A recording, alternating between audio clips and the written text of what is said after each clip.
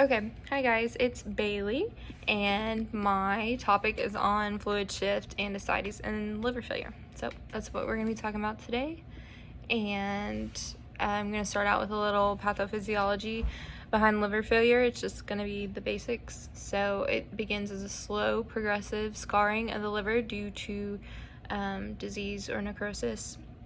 So the scarring leads to degeneration of liver cells, the hepatocytes, and this causes the liver tissue to become nodular. So then these nodules, they block bile ducts, they impair blood flow, lymph flow, and they decrease liver function. Okay, so this blockage due to the nodular tissue, it'll impair blood flow, and this will lead to portal hypertension. So it's a major complication with liver failure or decompensated cirrhosis, and it's marked as a persistent increase in the portal vein by 5 millimeters mercury. So blood, it's going to meet resistance in the portal vein. It's going to want to find somewhere else to go, find an alternative route. So the spleen is going to back up with blood, and it's going to enlarge your abdominal veins, your stomach veins, intestine veins, and veins in the esophagus. Those are going to dilate, and this results in ascites, which is what we're talking about today. And this is defined as excessive abdominal fluid. It's a collection of free fluid within the peritoneal cavity caused by an increase in hydrostatic pressure due to portal hypertension. So the collection of plasma proteins in the peritoneal fluid reduce the amount of circulating plasma proteins in the blood, and this is combined with a decrease in the ability of the liver to produce albumin. So overall, this leads to a decrease in the serum colloid osmotic pressure in the blood vessels. So this results in fluid shift from the vascular space into the abdominal cavity, which is a form of third spacing. So the patient is going to have hypovolemia. They're not going to have the fluid volume in their vessels, but they're going to have edema at the same time. So all of that fluid is going to be in the third space. Massive ascites may cause renal vasoconstriction, which triggers the renin-angiotensin system, and this will result in sodium and water retention, which will increase hydrostatic pressure and volume and lead to even more ascites. So based on my topic, I kind of want to focus on nursing interventions, like what we can do and how, as nursing students, just kind of teach you all like what to do in the case of having a patient that has ascites due to liver failure. So physical assessment, you want to look for a distended abdomen or bulging flanks, especially in massive ascites. The umbilicus might be protruding, and dilated abdominal veins might be like spidering or radiating out from the umbilicus.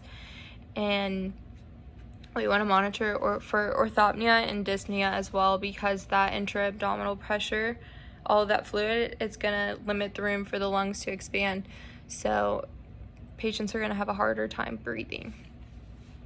We also want to make sure that we are monitoring for falls as well. There's going to be a difficulty maintaining erect body posture due to all of that intra-abdominal pressure, and so this can affect balance, affect the way patients walk. So we want to make sure that they're not falling. We want to obviously prevent any patient from getting injured. So next thing we want to do, we want to inspect and we want to palpate for presence of umbilical hernia, and these are due to that increased intra-abdominal pressure. And for minimal ascites, not massive ascites, minimal is going to be harder to detect because obviously there's less fluid, but this is going to be harder to detect in obese patients. Okay, so more for physical assessment. So to evaluate the progression of ascites, we want to measure abdominal girth. The patient's going to lie supine, and we want to take a tape measure, and we want to pull it around and like put it around the largest diameter of the stomach. So where the stomach is sticking out the furthest, that's where we want to put it, and we want to measure that and at the end of exhalation. So wherever we get that measurement, we want to mark where we put the tape measure on the flanks and where we put it on the abdomen, so that way the next time we're doing the measurement, it's going to be in the right place and it's going to be accurate every time because we're putting the tape measure in the same place. And this is also not going to rule out the need for daily weights. Daily weights are going to be the most reliable indicator of fluid excess. So diagnostic assessment, ultrasound is going to be the most often used, and it's going to detect the ascites around the liver. And then x-ray can also be used for massive ascites. Okay, so our goals for patients with ascites, where we want them to be when they're going home, when they're leaving the hospital, we want them to have a decreased fluid volume, decreased ascites, decreased peripheral edema, and adequate circulatory volume. But if that ascites continues and it doesn't go away, we want to do more of supportive measures. So this would be like making sure the patient doesn't have respiratory distress, making sure they're managing their condition, and adhering to the care plan. So nursing interventions, obviously we want to start with the non-surgical, non-invasive treatments first, and see if those work. So I'm going to list a few of these, and I'm going to go into more depth on them individually. So this is going to include nutrition therapy, drug therapy, paracentesis, respiratory support, preventing infection, and monitoring our fluid and electrolyte statuses. So nutrition therapy, we want to teach our patients to try to limit their sodium intake to 1 to 2 grams per day. We really want them to avoid using table salt, and they're probably going to complain that their food tastes tasteless, but you can assure them that their taste buds will adjust to that after a while, and also that they can substitute salt with something like lemon, vinegar, parsley, pepper, anything like that. And the reason we're doing this, we want to limit sodium in the diet to help manage hypernatremia and also control that fluid accumulation in the peritoneal cavity. Okay, so drug therapy.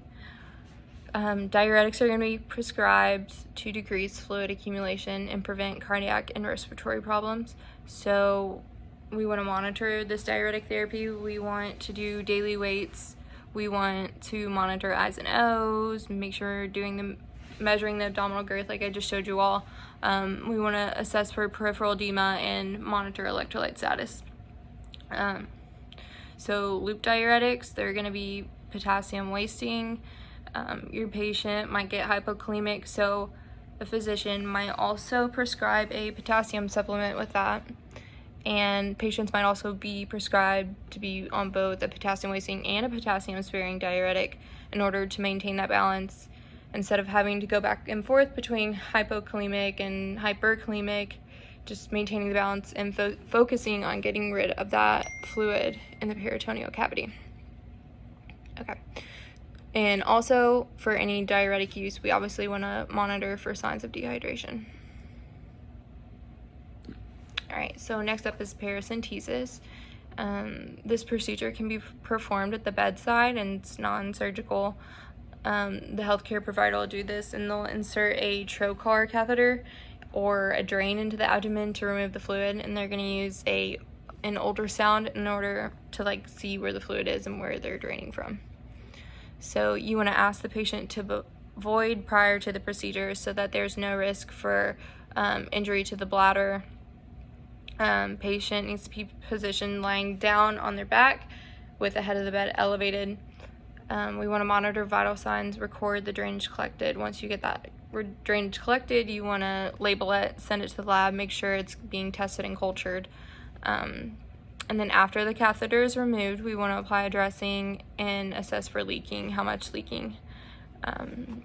We want to maintain patient on bed rest per protocol, however long the protocol states. And we want to weigh the patient, this is really important, weigh the patient before and after the procedure. Okay, so respiratory support. That excessive fluid due to the ascites can cause respiratory problems. So the increased intra-abdominal pressure, it's going to limit the thoracic expansion and also limit the diaphragmatic excursion, causing dyspnea. So we want to monitor for signs of dyspnea or respiratory distress. And we want to make sure we're auscultating the lungs every 4 to 8 hours, assessing for crackles, fluid on the lungs that could indicate pulmonary complications.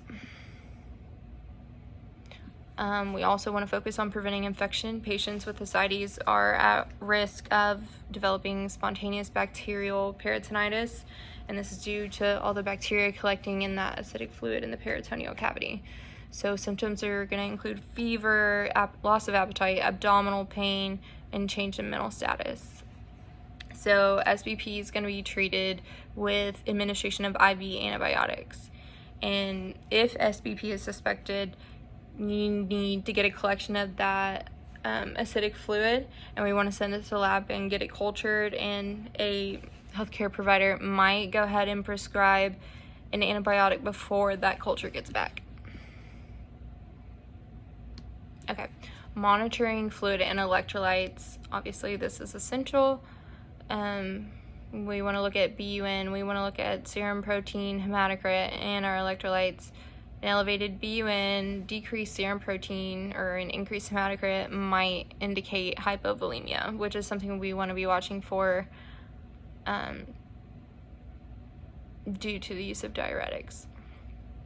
So that is the end of my presentation. I hope you all learned a little bit about how we can manage patients that have ascites and fluid shift due to liver failure. So thank you all.